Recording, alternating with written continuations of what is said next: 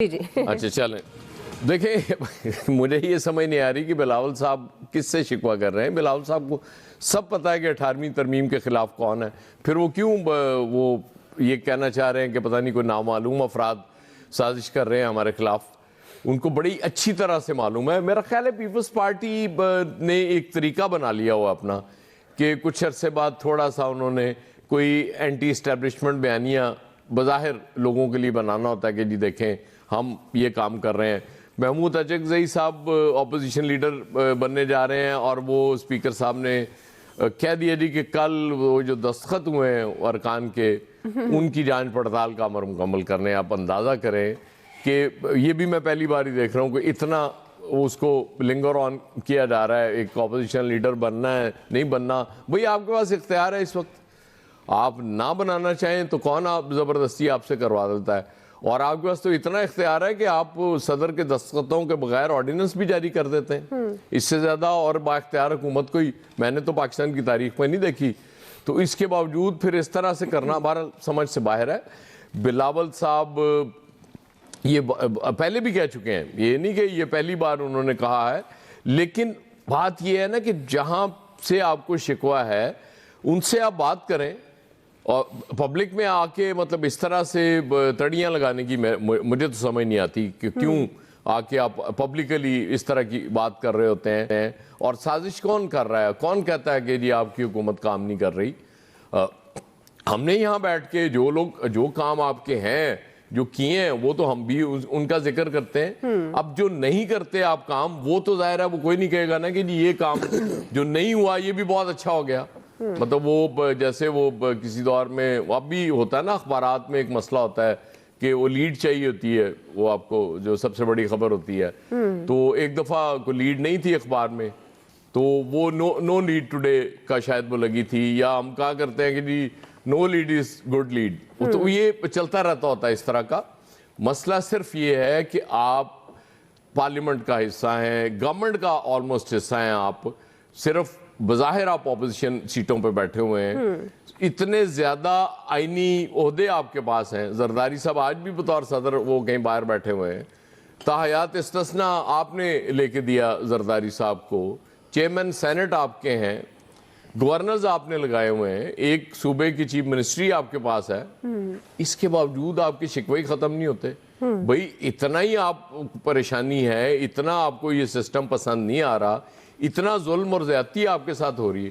اور بھائی وہ چھوڑو نا, گورنمنٹ کو اناؤنس کرو سیریسلی کہ جی ہم سیدھا کہ جی آج کے بعد ہم آپ کے ساتھ نہیں, ہم اپوزیشن بینچوں پہ بیٹھتے ہیں. تو بلاول صاحب اپنے کاغذاتی نامزدگی بداخل کرا دیتے اپوزیشن لیڈر کے لیے, وہ تو فوری ہو جانا تھا, شاید اتنا لمبا پروسیس بھی نہیں ہوتا. بہرحال سیاست میں زندہ رہنے کے لیے یہ بھی کرنا پڑتا ہے دعا, تو اس لیے برداشت کریں, کوئی پاس تو آپ کر نہیں سکتے. جی فیصل صاحب کس کی طرف اشارہ کرنا چاہ رہے ہیں بلاول بھٹو زرداری صاحب؟ کون سازش کر رہا ہے, کون سندھ کے وسائل پر ڈاکہ ڈال رہا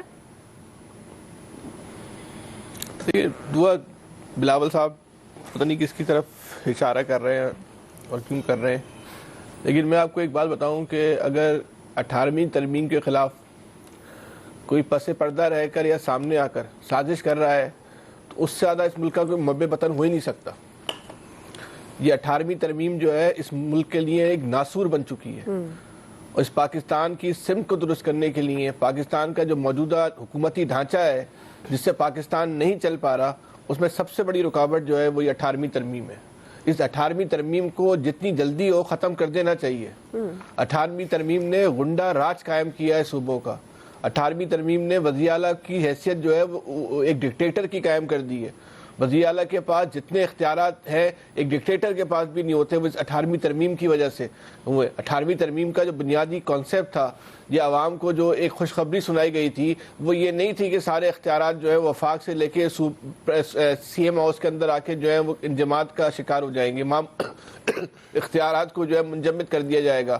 وہاں ایک ایسا ہیڈ ماسٹر جو ہے سی ایم کی شکل میں بٹھا دیا جائے گا جس کی حیثیت ایک ایسا ایس ایچ او ہے, وہ جو چاہتا ہے وہ اس ترمیم کی بنیاد پر جو ہے وہ صوبے میں کے قانون میں جو ہے وہ تبدیلی کر لیتا ہے. پورا صوبائی نظام حکومت جو ہے وہ ایک آدمی کے ہاتھ میں جو ہے وہ اس ترمیم کے ذریعے آ گیا ہے. جس ملک کو تباہ کرنے میں، اس ملک کو اس موجودہ حالات پہنچانے میں یہ مضبوط صوبے سب سے خطرناک کردار ادا کر رہے ہیں۔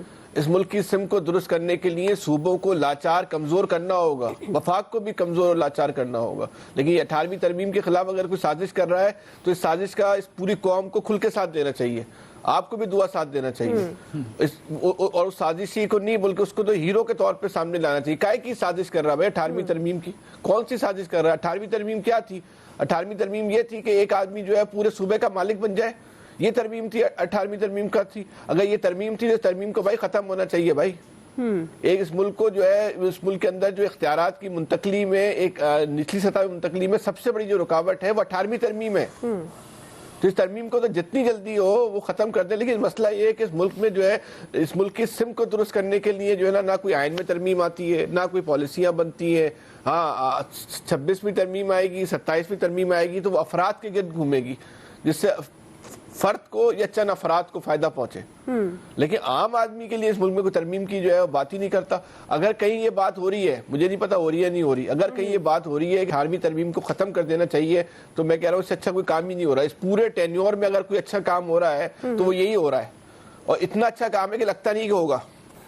یہ ہونے نہیں دیں گے، یہ کبھی بھی نہیں ہونے دیں گے۔ اس کو اپنی انا و ضد کا جو ہے نا وہ مسئلہ بنا لیں گے، کیونکہ یہ خاندانی عزاداری کو قائم کرتی ہے 18ویں ترمیم۔ 18ویں ترمیم ختم ہو جائے گی تو خاندانی عزاداری اس ملک سے جو ہے نا ختم ہو جانی ہے، یہ کبھی بھی نہیں ہونے دو۔ یہ نون لیگ بھی اس کی دیکھیں مخالفت کرے گی 18ویں ترمیم کی۔ تو جتنی جلدی ہو سکے اس پاکستان کی سمت کو درست کرنے کے لیے 18ویں ترمیم کو جو ہے ختم کیا جائے، اور اس ملک کے اندر جو ہے 28ویں ترمیم لانے کی بات ہو رہی ہے، اس میں پہلے اس ترمیم کے خاتمے کے ساتھ، اس ترمیم میں صوبوں کو اختیارات دیے ہیں اس کے خاتمے کے ساتھ وہ اختیارات جو ہے وہ ضلعوں کو منتقل کیا جائے۔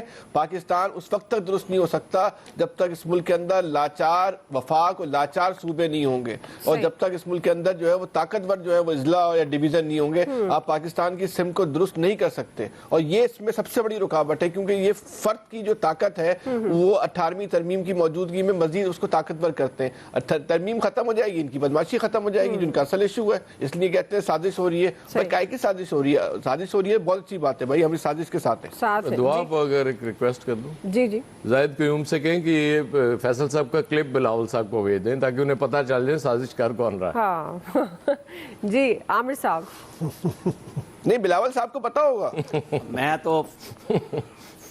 میں تو فیصل کی گفتگو کے بعد یہ کہوں گا قدم بڑھاؤ دعا ہم تمہارے ساتھ ہیں، کیونکہ فیصل نے یہ مطالبہ کیا کہ فیصل صاحب ہی لیڈ کریں گے۔ چلیں اچھی بات ہے، نہیں انہوں نے آپ کی طرف اشارہ کیا ہے، وہ کہہ رہے ہیں کہ آپ بھی ساتھ دیں، آپ بھی ساتھ دیں، وہ یہ کہہ رہے ہیں آپ بھی ساتھ دیں۔ میں ساتھ پھر ہم نے کہا کہ ہاتھی کے پاؤں میں سب کا پاؤں، پھر مل جائے سارے۔ دعا آپ کو ہاتھی کہہ رہے ہیں، ہاتھ بازو مضبوط کریں۔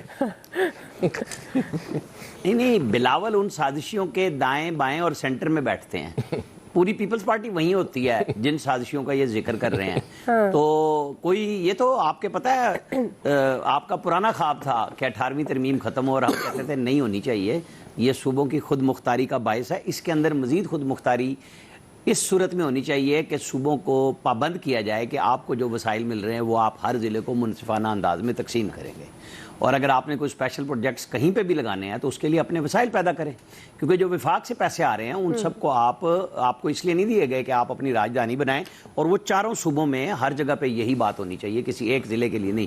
چونکہ بلاول اس لیے پریشان ہے کہ اب موازنہ بہت زیادہ شروع ہو گیا مریم نواز کے ساتھ، کہ ایک 2 سالہ وزارت اعلیٰ ہے، ایک 17ویں سال کی وزارت اعلیٰ ہے، ایک 13ویں سال کی وزارت اعلیٰ ہے۔ بھائی کر کیا رہے ہو؟ مقابلہ تو اب اس بات پہ آ گیا نا، تو ٹینشن بڑھ گئی ہے۔